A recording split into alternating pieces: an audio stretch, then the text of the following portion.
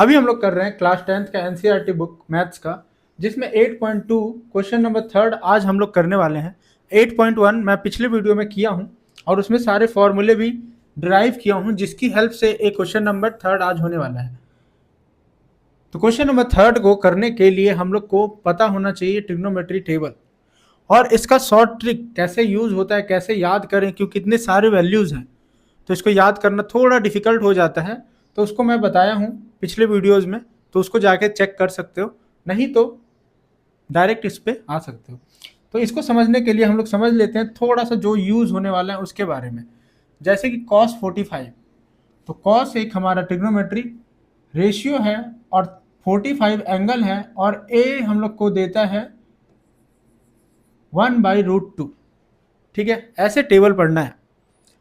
sec 30, sec इधर है, 30 इधर है, तो इसकी वैल्यू आ जाएगी ए वाली, समझ गए।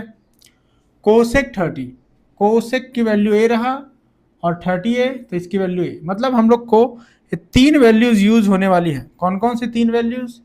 1, 2 और ये 3। इन तीनों वैल्यू को मैं यहाँ पे पुट करने वाला हूँ, कर देते हैं। तो पहला है कोसेक 45, सॉरी कोस 45, जिसकी वैल्यू होती है 1/√2। टेबल देख के समझ सकते हो वहां से। उसके बाद है sec 30, जिसकी वैल्यू होती है 2/√3, 2/√3 प्लस में कोसेक 30 की वैल्यू होती है 2। नीचे में 2 टर्म है, तो इनको सिंप्लीफाई करने के लिए हम लोग को एडिशन ऑफ फ्रैक्शन का यूज करना पड़ेगा, जिसके लिए मैं इसको एक रेशनल नंबर में कन्वर्ट कर लिया हूँ, नीचे से 1 को डिवाइड कर दिया हूँ, ताकि तुम लोग इजीली समझ पाओ कि क्रॉस मल्टीप्लाई होगा तो ये वाली वैल्यू 2 से मल्टीप्लाई हो जाएगी और ये वाली वैल्यू 2 से मल्टीप्लाई हो जाएगी। मतलब 1 × 2 हम लोग को देगा 2 और 2 × √3 हम लोग को देगा 2√3, और नीचे में आपस में इन वैल्यूज़ को मल्टीप्लाई कर दोगे तो हम लोग को मिल जाएगा √3। और ये सिर्फ 2 फ्रैक्शन हो तब काम आता है। अगर 3 फ्रैक्शन हो तो उसमें हम लोग को एलसीएम लेके सॉल्व करना पड़ता है, नीचे का सारा डिनोमिनेटर को इक्वल या सेम करना पड़ता है, समझ गए। ऊपर में सेम एज इट इज उतार देंगे 1/√2। ठीक है, सिंप्लीफाई हो गया, इतना समझ में आ गया होगा, होप करता हूँ। अब देखो यहाँ पे एक के नीचे एक के नीचे एक, ये तो बिल्डिंग बन रहा है।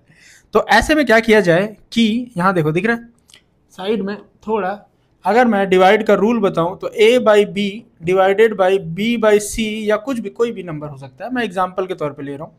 तो फर्स्ट नंबर को हम लोग वैसे ही लिखते हैं और मल्टीप्लाई में चेंज कर देते हैं और इसको उल्टा कर देते हैं, रेसिप्रोकल कर देते हैं, तो ये हम लोग को मिल जाता है c/b।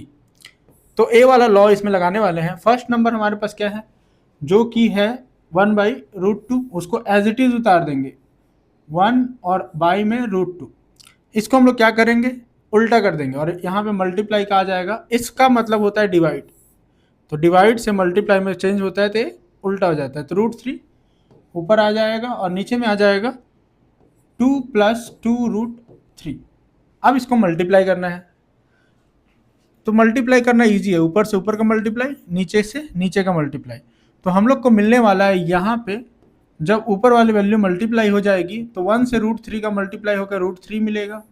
इधर रूट वाली वैल्यू आपस में मल्टीप्लाई होती हैं, और अगर रूट वाली वैल्यू नहीं है तो उसको एज इट इज लिख देंगे। जैसे ए रूट वाली नहीं है तो हो जाएगा 2 और √2, दोनों को एक साथ बस कर देंगे, लिख देंगे।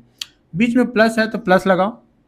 अब देखो 2 अकेला है तो 2 को लिख देते हैं, और ये दोनों वैल्यू रूट वाली है तो √3 और √2 मिलेगा √6। अब हम लोग को इसको रैशनलाइज करना पड़ेगा। रैशनलाइज क्यों किया जाता है, क्योंकि अगर नीचे में डिनोमिनेटर में दोनों वैल्यू रूट में है तो उसको रैशनलाइज करना पड़ता है, ताकि ये रूट वाली वैल्यू नीचे से हट जाए, डिनोमिनेटर से हट जाए। ठीक है, क्यों करना पड़ता है और डिटेल में जाते हैं। तो रूट में अगर नीचे वाली वैल्यू है तो डिवाइड करना मुश्किल होता है, तो उस डिवाइड करना आसान हो इसके लिए करते हैं, तो करते हैं। तो यहाँ पे हो जाएगा 2 प्लस, सॉरी इसी वैल्यू को एकदम सेम लिख देंगे, सॉरी नहीं सेम है 2√6, नीचे में आ जाएगा 2√2 माइनस 2√6। सेम वैल्यू को किए हैं, बस यहाँ पे साइन क्या किया, चेंज कर दिया। जब भी रैशनलाइज करो तो क्या होता है कि हमारे पास एक फॉर्मूला यूज होता है a + b a - b, जो कि हम लोग को देता है a² - b²। अब ये कहाँ यूज होगा, हमेशा डिनोमिनेटर में यूज होगा। a वाला वैल्यू a + b है, ए वाला वैल्यू ए माइनस बी है। तो अगर मैं इसको नीचे में सब्स्टिट्यूट कर दूँ इस फॉर्मूले के हिसाब से, तो पहले का स्क्वायर मतलब 2√2 का स्क्वायर, बी का स्क्वायर मतलब कि 2√6 का स्क्वायर, समझ गया। ऊपर में मल्टीप्लाई होगा, इसको इससे मल्टीप्लाई करेंगे तो 2 तो एज इट इज रहेगा, और ए 3 और ए 2 मल्टीप्लाई होगा, हम लोग क्या मिलेगा 6, समझ गया।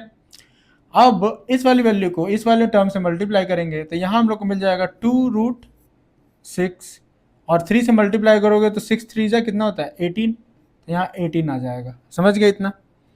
एक कॉन्सेप्ट और आ गया अब हमारे पास कि अगर ऊपर का वैल्यू पहले सिंप्लीफाई कर लेते हैं फिर नीचे पे आते हैं, तब तो इसको तो एज इट इज लिख देंगे, कुछ नहीं हो सकता, क्योंकि √6 बाहर नहीं आ सकता रूट के, क्योंकि उसमें पेयर नंबर नहीं है जो मल्टीप्लाई में आपस में, लेकिन 18 में है। 18 को हम लोग लिख सकते हैं 3 × 3 × 2, 3 3 जा 9, 9 2 जा 18, तो ये जो 3 3 है एक पेयर बन गया है तो बाहर आ जाएगा, तो हम लोग को मिलेगा 2 × 3 बाहर आ गया है तो 3, और √2 अंदर ही रहेगा, और नीचे में 2 का स्क्वायर होगा और √2 का भी स्क्वायर होगा, दोनों का स्क्वायर होगा ऐसा समझो, -2 का स्क्वायर भी होगा और √6 का भी स्क्वायर होगा।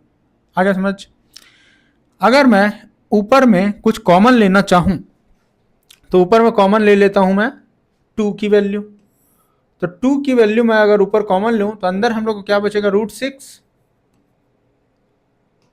√6 माइनस 3√2, क्योंकि 2 दोनों में से कॉमन आ गया है, बाहर आ गया है, तो बचा √6 और 3√2।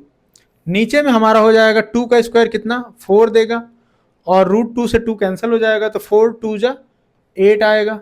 वैसे ही इसको करोगे तो 2 का स्क्वायर 4 और √2 स्क्वायर कैंसिल हो गया तो 6, तो 4 6 जा 24 आएगा।